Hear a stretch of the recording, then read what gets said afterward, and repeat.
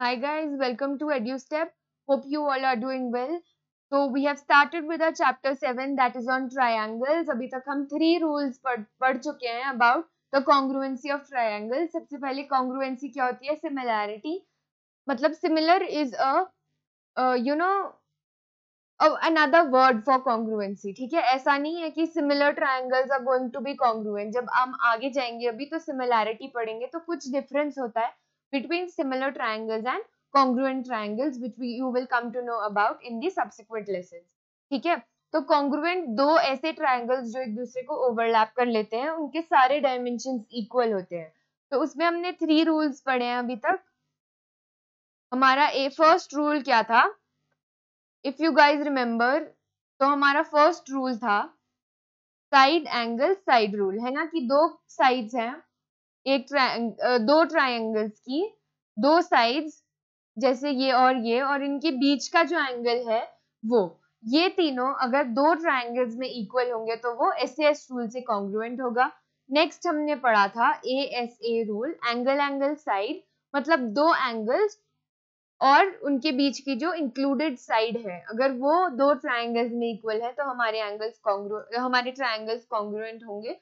और थर्ड था angle angle side, कि two pairs of angles and one pair of side of both the triangle should be equal, तो वो हमारे congruent triangles हो जाते हैं. राइट, तो आज के लेसन में हम लोग एक्सरसाइज 7.1 के साथ स्टार्ट करने वाले हैं जो इन्हीं 3 रूल्स के ऊपर बेस्ड है. तो बहुत ही इजी एक्सरसाइज है, तो हम लोग इसको जल्दी जल्दी कवर करेंगे. राइट, तो स्टार्ट करते हैं अपने फर्स्ट क्वेश्चन के साथ. तो अपनी बुक्स आप लोग पेज नंबर 118 पे निकाल सकते हैं. क्यों? तो आप वहां पे अगर या तो आप नोटबुक पे लिख सकते हैं या इंपॉर्टेंट पॉइंट्स अपनी बुक पे मार्क कर सकते हैं ताकि रिविजन में आपको हेल्प हो. राइट, तो let's start. In a quadrilateral, सबसे पहले क्वाड्रिलैटरल क्या होता है? An enclosed figure with 4 sides.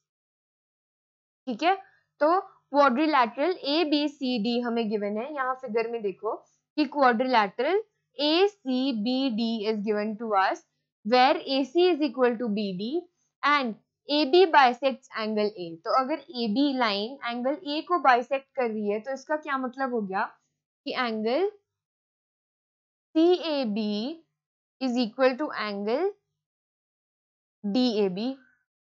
Right, तो ये दोनों एंगल्स हमारे इक्वल हैं. साइड हमें गिवन है ये कौन सी? AC is equal to BD, right? Show that triangle ABC is congruent to triangle ABD. ये congruency का साइन होता है, right? So triangle ABC is congruent to triangle ABD. ये हमें प्रूव करना है, right? तो ABC ट्रायंगल है ये वाला जो अपर साइड पे है और ABD है ये वाला जो डाउनवर्ड साइड पे है. राइट, तो इन दोनों ट्रायंगल्स को हमें इक्वल प्रूव करना है. तो सब ये हमें गिवन है कि angle C A B is equal to angle D A B, है ना. कैसे? क्योंकि line A B bisects angle A और A C is equal to B D, ये हमें गिवन है. राइट, तो हमारी इन दोनों अब ये लाइन इक्वल है, एक ये एंगल इक्वल है, तो या तो हमको angle C is equal to angle D करना पड़ेगा, तो एंगल साइड एंगल रूल हम यूज कर सकते हैं, या फिर साइड एंगल साइड यूज करने के लिए ये वाली साइड हमें इक्वल गिवन है, ये एंगल गिवन है, और ए बी क्या है? ए बी हमारी कॉमन लाइन है इन दोनों ट्राइंगल्स में, तो ये तो डेफिनेटली सेम ही होने वाली है. तो A B is the common line. So therefore, by side angle side rule, triangle ABC is congruent to triangle ABD. Right? हो गया प्रूफ. वेरी सिंपल, कुछ भी नहीं करना था, सिर्फ हमें ये फाइंड आउट करना है कि हम कौन सा रूल अप्लाई होगा हमारी कॉन्ग्रुएंसी प्रूव करने के लिए. तो यहाँ हमारा क्वेश्चन नहीं खत्म होता. आगे देखो क्या लिखा है. What can you say about BC and BD? तो अगर कॉन्ग्रुएंट ट्रायंगल्स हैं तो अगर AC is equal to AD तो दोनों की जो ऑपोजिट साइड्स हैं हमारी AC is equal to AD और AB कॉमन लाइन है, तो कौन सी साइड बची?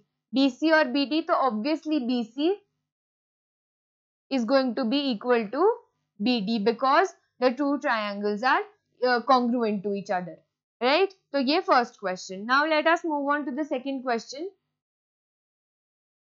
Second question क्या बोल रहा है? ABCD is a quadrilateral in which AD is equal to BC and angle DAB is equal to angle CBA. So AD is equal to BC and angle ABC is equal to angle DAB. First हमें क्या prove करना है? Triangle ABD. ABD कौन सा triangle है? Separately कर लेते हैं इनको, ठीक है? इन दोनों ट्रायंगल्स को हम सेपरेट कर लेते हैं. यहाँ पे देखो, एक ट्रायंगल है हमारा ABD और दूसरा ट्रायंगल जो हमें प्रूव करना है कॉन्ग्रुएंट, वो कौन सा है? वो है ट्रायंगल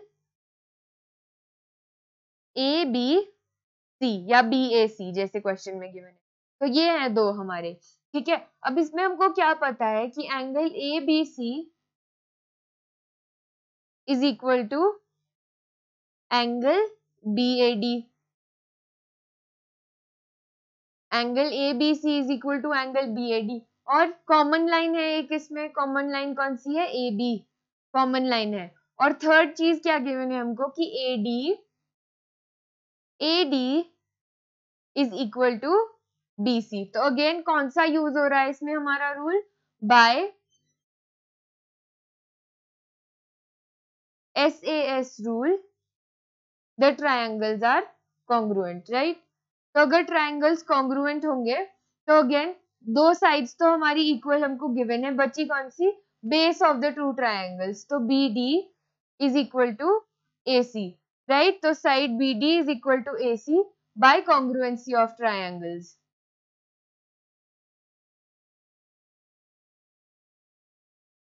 और लास्ट हमको क्या प्रूव करना है? That angle ABD is equal to angle BAC. तो ABD एंगल कौन सा है? ये वाला.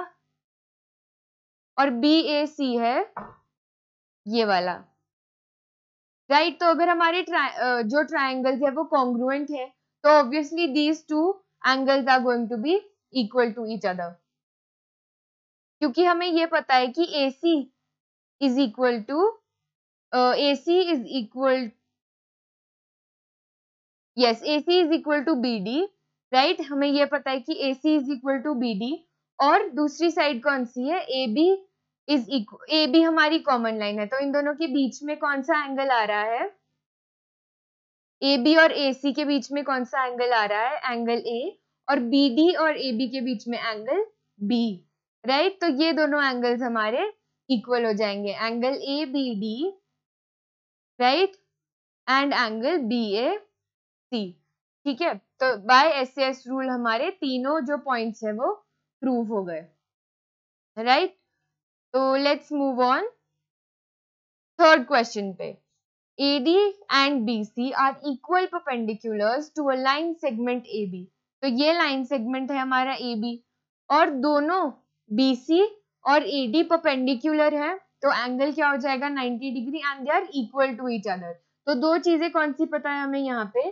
That BC is equal to AD and angle CBA is equal to angle DAC is equal to 90 degree, right? तो अब ये अगर ये दोनों ही परपेंडिकुलर हैं BC और AD, तो इसका मतलब क्या होगा कि ये पैरेलल टू ईच अदर है. तो AD is parallel to BC. तो अगर ये पैरेलल है तो थोड़ा फ्लैशबैक में जाओ, पिछले लेसन के बारे में सोचो. तो हमें ये पता है कि अगर ये इंटीरियर ऑल्टरनेट एंगल्स फॉर्म हो रहे हैं, Z फॉर्म हो रहा है ना, तो ये इंटीरियर ऑल्टरनेट एंगल्स हैं, तो ये क्या होंगे? इक्वल होंगे. तो therefore angle BCD is going to be equal to angle CD A, right. तो हमारी कौन सा रूल लग जाएगा अब इसमें, two angles and an included side. तो मतलब रूल 2 जो था हमारा एंगल साइड एंगल रूल, उससे हमारी कॉन्ग्रुएंसी प्रूव हो जाएगी, राइट। कॉन्ग्रुएंसी प्रूव हो गई। नाउ शो दैट, क्वेश्चन हमारा ये नहीं है कि हमें कॉन्ग्रुएंट प्रूव करना है, क्वेश्चन ये है कि show that CD bisects AB। अब ये प्रूव करने के लिए दैट CD बाइसेक्ट्स AB हमें क्या प्रूव करना पड़ेगा कि द वर्टिकली ऑपोजिट एंगल्स, यानी एंगल BOC और एंगल DOA ये क्या है, इक्वल है। तो we have to prove that angle BOC is equal to angle DOA, right. तो अब ये अगर हमारे ये कॉन्ग्रुएंट ट्रायंगल है तो हमें ये पता है कि जो साइड AD है वो दोनों में equal, AD is equal to BC, तो दोनों के ऑपोजिट जो एंगल होगा वो इक्वल होगा। तो AD के ऑपोजिट कौन सा एंगल है, एंगल DOA, और BC के ऑपोजिट कौन सा है, BOC। तो if AD is equal to BC, if AD is equal to BC, then angles opposite them are going to be equal to each other. So therefore, angle BOC is going to be equal to angle DOA. So when vertically opposite angles are equal, so उसका मतलब क्या होता है, that the two lines are intersecting each other. Therefore, CD bisects AB, right? एक तो ये हमने ये प्रूव किया है, बाइसेक्शन अभी भी नहीं प्रूव हुई है। बाइसेक्ट का मतलब क्या होगा कि CD is going to divide CD is going to divide AB into two equal halves, मतलब OB should be equal to OA। दो चीजें प्रूव करनी है हमने इसमें, एक angle BOC is equal to angle DOA और दूसरा OB is equal to OA, right. तो अब अगर हमको ये पता है that angle ODA is equal to angle BCO, ये हम प्रूव कर चुके हैं, ये प्रूव किया है, ये देखो BCD, angle BCD is equal to angle CDA। तो इनके ऑपोजिट, इन एंगल्स के ऑपोजिट जो लाइन होगी वो क्या होंगी, इक्वल होंगी, राइट। तो एंगल CDA के ऑपोजिट कौन सी लाइन आ रही है, OA, और एंगल BCD के ऑपोजिट कौन सी लाइन आ रही है, OB। तो therefore OA is equal to OB। अब कंप्लीटली प्रूव हो गया, इंटरसेक्शन प्रूव कर ली हमने वर्टिकली ऑपोजिट एंगल्स को इक्वल प्रूव करके, और बाइसेक्शन प्रूव कर दी हमने दोनों portions of the line segment that is OB और OA को इक्वल प्रूव करके, राइट। तो now our question is complete that CD bisects AB। तो इंपॉर्टेंट यहाँ पे ये है कि बाइसेक्शन प्रूव करने के लिए हमें एक्चुअल में क्या प्रूव करना है, तो दो चीजें प्रूव करनी है, और अगर आप इसमें से कोई भी एक चीज छोड़ देते हो तो आपका आंसर इनकम्प्लीट रह जाएगा, राइट। तो I hope it is clear to you. Last question हमारे आज के लेसन का, उस पे मूव ऑन करते हैं। तो क्या बोलता है fourth question, L and M are two parallel lines। तो दो पैरेलल लाइंस हमें गिवन है L and M, intersected by another pair of lines P and Q। मतलब P और Q इंटरसेक्ट कर रही हैं L और M को, और ये दोनों भी क्या है, पैरेलल लाइंस हैं। Show that triangle ABC is congruent to triangle CDA। अब ABC कौन सा है, ये वाला, और CDA कौन सा है, ये वाला, राइट। तो सबसे पहले मोस्ट क्लियर चीज जो हमको सामने साफ साफ दिखाई दे रही है वो तो ये है कि AC कॉमन लाइन है दोनों के बीच में, राइट। तो AC क्या है,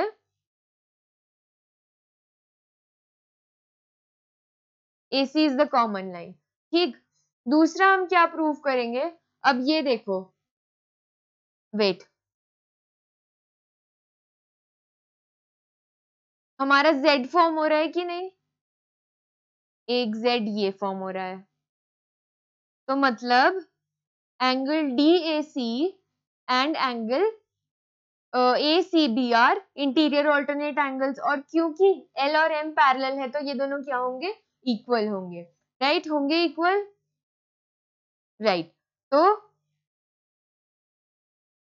ये लिख लेते हैं हम लोग यहाँ पे that angle DAC is equal to angle ACB। क्यों है एंगल? बिकॉज दे आर, क्यों है equal? Because they are interior alternate angles. तो दो चीजें हमने प्रूव कर दी। अब एक और हमको करना है, तो एक और जेड फॉर्म हो रहा है। कहाँ हो रहा है एक और जेड फॉर्म? ये देखो एक और जेड फॉर्म हो रहा है यहाँ, यहाँ पे एक और जेड फॉर्म हो रहा है।